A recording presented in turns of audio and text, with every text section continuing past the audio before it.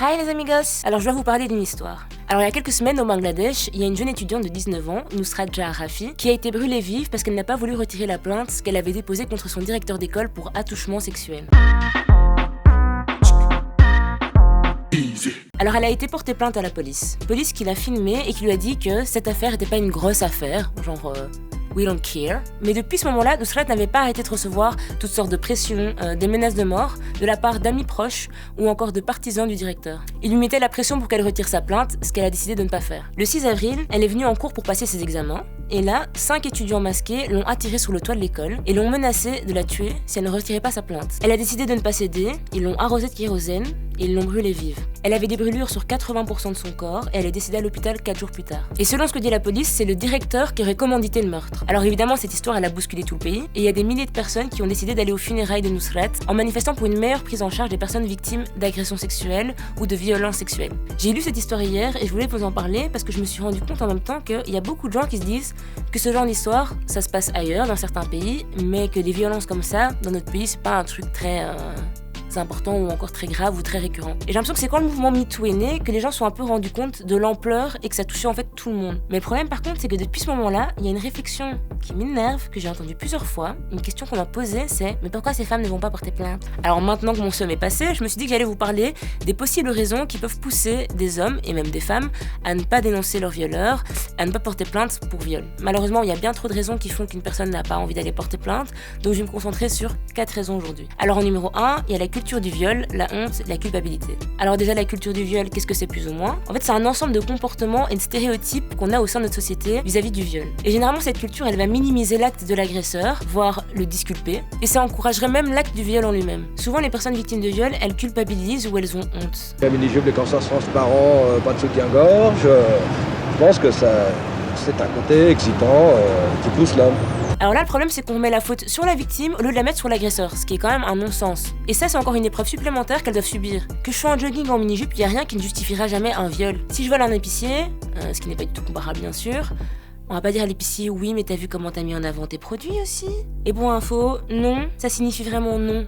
C'est non.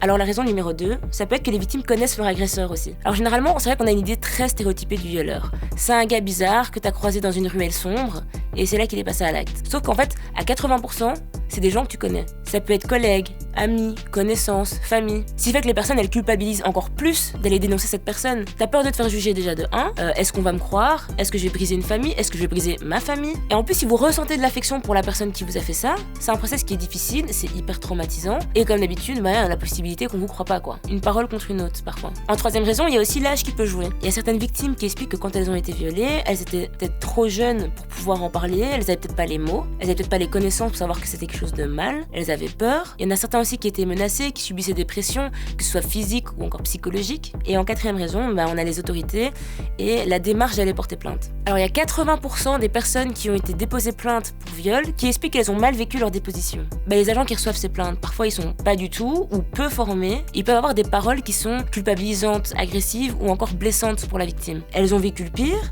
et en plus elles doivent réexpliquer tout ça, le revivre en même temps et parfois se ramasser des remarques. Est-ce que votre agresseur est un homme? Oui. C'est des questions de base, donc... Parce qu'il faut quand même rappeler que le viol, c'est l'équivalent d'une torture. C'est utilisé comme une arme de guerre dans certains pays. C'est une violence physique innommable, mais c'est aussi une violence psychologique. Et après une agression, vous pouvez d'ailleurs être victime d'un choc post-traumatique, ce qui est souvent le cas. Donc c'est un peu comme les soldats qui reviennent du front, ou encore les personnes qui ont subi des tortures ou autres violences. Et ce que je dis n'est souvent pas une raison pour décider de ne pas aller porter plainte, c'est selon vous, mais faut avouer qu'on vit pas dans New York unité spéciale. Ça se règle pas comme ça. Et la majorité des plaintes, généralement, elles sont classées sans suite. Ce qui est vraiment dommage en plus parce que pour quelqu'un qui a été victime de viol, le fait de pouvoir raconter son histoire à un moment quand elle le décide, l'expliquer que ce soit à un professionnel de santé ou auprès de quelqu'un de qualifié, ça aide aussi à se reconstruire après. Alors en Belgique, on estime que 8 plaintes pour viol sont déposées chaque jour. Et ça, c'est que la partie émergée de l'iceberg.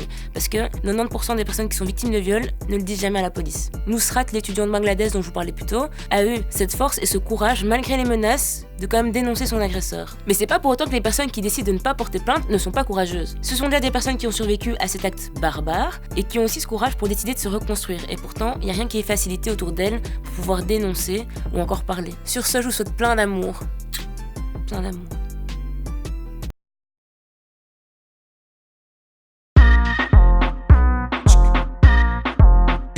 Si t'as t'as aimé cette vidéo, n'hésite pas à t'abonner à la chaîne Tarmac. Et si tu veux encore regarder du Easy, il y a nos playlists. Donc tu peux regarder ceux d'hier, et d'avant-hier, et d'avant-avant-hier, et... Ah, j'ai pas compris. Et n'oublie pas quand même de t'abonner à notre compte Insta.